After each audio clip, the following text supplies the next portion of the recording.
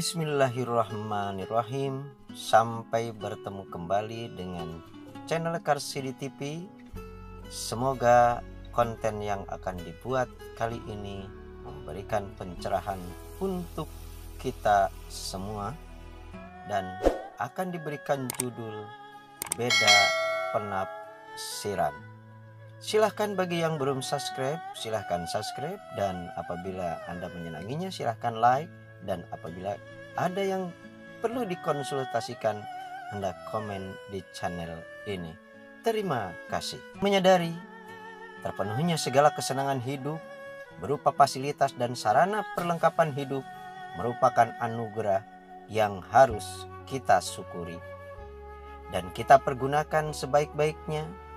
Jangan sampai biarkan kesempatan berlalu begitu saja, karena dari situlah tentu kita bisa mewujudkan pilihan dan merencanakan masa depan yang insya Allah lebih baik. Suatu saat seorang guru memanggil dua orang muridnya karena sering terlambat datang ke sekolah. Guru ini menjalankan tugasnya tidak hanya sebagai pengajar, tetapi memberikan nilai-nilai kependidikan kepada anak didiknya agar mereka menjadi orang-orang yang sukses di masa yang akan datang. Nasihat dan wejangan selalu diberikan oleh guru untuk anak didiknya, di antaranya nasihat yang seperti berikut ini. Yang pertama, janganlah pernah kamu menagih piutangmu. Yang nomor kedua, janganlah tubuh kamu terkena sinar terik matahari secara langsung kepada kamu. 9 tahun berlalu, Pak Guru pun sudah pensiun dan sudah melakukan kegiatan lain, tidak lagi mengajar di sekolah yang terfavorit di kota itu. Waktu itu kebetulan malamnya setelah diguyur hujan lebat dan masih pagi, Pak Guru sedang melakukan olahraga. Matahari pagi pun sudah menampakkan dirinya. Tidak dinyana dan disangka bertemu dengan mantan muridnya yang pernah dinasehatinya karena sering terlambat datang ke sekolah saat itu. Pak Guru pun masih ingat betul siapa dia itu. Lalu beliau mengucapkan salam. Assalamualaikum, Nak. Kenapa motormu, Nak? Bagaimana kondisi bisnismu, Nak? Anak didiknya itu menjawab, kehabisan bensin, Pak Guru. Oh iya, Nak. Saya mengikuti apa yang kamu lakukan dari tadi. Bagaimana kondisi bisnismu, Nak? Oh iya. Waktu itu Pak Guru bilang, saya dilarang menagih piutang, sehingga banyak piutang yang tidak dibayar dan tidak dapat ditagih. Lama-lama modal saya semakin berkurang dan mulai terkuras. Bisnis saya tidak maju, Pak Guru. Terus saya ingat betul pesan nasihat Pak Guru yang melarang kepada saya untuk tidak terkena sinar terik matahari secara langsung. Saya hanya punya motor butut ini yang sudah kami pakai setiap saat. Makanya saya sering naik taksi atau grab car supaya tidak kepanasan. Uang habis di ongkos. Begitulah keadaan akhirnya saya, Pak. Pak Guru pun begitu bingung dan merenungkan apa yang sudah dan pernah dia lakukan. Dan ia nasihatkan kepada mereka berdua. Lalu Pak Guru pun bertanya, "Kawanmu di mana si Fulan? Teman kamu yang sama-sama saat itu diberikan nasihat oleh diriku, wahai anak didikku."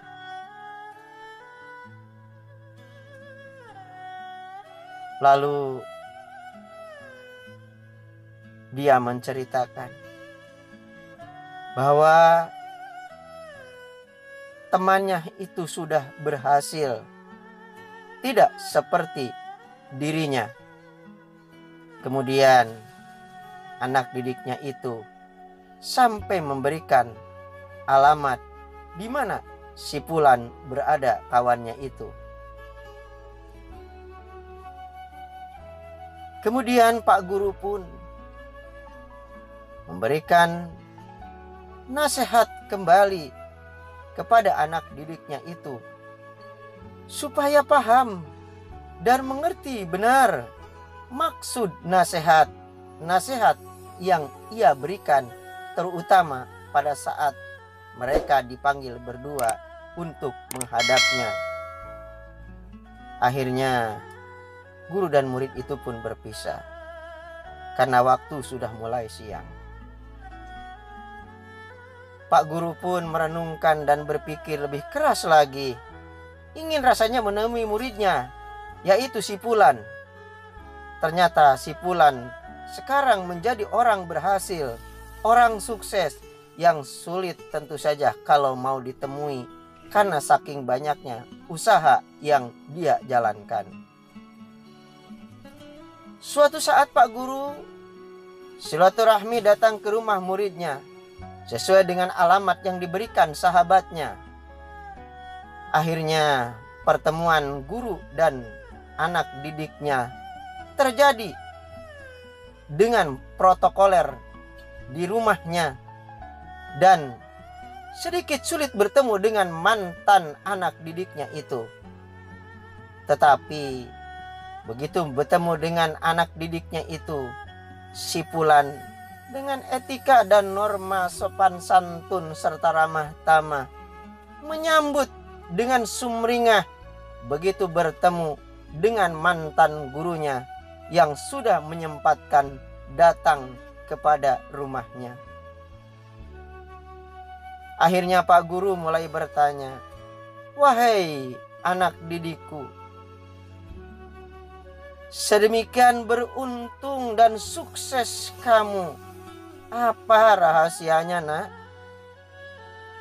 Lalu anak didiknya si Fulan ini pun menjawab, "Ini karena mengikuti pesan dan nasihat Pak Guru saat itu." Pak Guru sambil menghela napas, "Apa memangnya, nak? Pura-pura lupa dengan yang telah dinasihatkan kepada anak didiknya." Lalu si Fulan menjelaskan, "Yang pertama, janganlah pernah kamu menagih piutangmu. Oleh karena itu, saya tidak pernah memberikan utang kepada siapapun, Pak Guru. Karena saya paham betul menagih hutang itu sangat sulit. Terkadang yang punya hutang begitu ditagih lebih galak dari yang menagih. Dan hanya janji-janji palsu saja. Tetapi saya justru berikan saja sedekah, berikan zakat ataupun santunan, sehingga modal usaha saya menjadi lebih berkah. Kemudian yang nomor kedua, dulu Pak Guru menyarankan kepada saya, menasihati kepada saya, janganlah tubuh kamu terkena sinar terik matahari secara langsung. Oleh karena itu, saya hanya punya motor itu," sambil menunjukkan motornya yang sudah jadi koleksi antik di rumahnya. "Saya selalu berangkat sebelum matahari terbit dan pulang setelah matahari terbenam, sehingga toko usaha retail saya buka bisa lebih pagi dan tutup sesudah lewat sholat isya sekira jam 21 malam. Kebetulan Pak Guru, alhamdulillah, setiap usaha retail saya selalu ada musola atau tempat ibadah kecil supaya saya mudah untuk beribadah sekaligus bersyukur kepada Allah Subhanahu wa ta'ala. Pak Guru sampai mengangguk-anggukkan kepalanya dan masih terpikir dengan anak didiknya yang satu lagi. Kenapa dia cara berpikir dan cara pandangnya bisa berbeda, sehingga hasilnya pun berbeda. Semoga walaupun dengan pembelajaran jarak jauh di era COVID-19 ini, kita dapat menghasilkan hasil lulusan yang berpikir dengan mindset dan cara pandang yang lebih baik dan positif. Semoga mereka menjadi orang-orang yang berhasil, tetapi dengan ridho Allah Subhanahu wa ta'ala. Semoga bermanfaat dan berhasil untuk kita semua. Wassalamualaikum warahmatullahi wabarakatuh.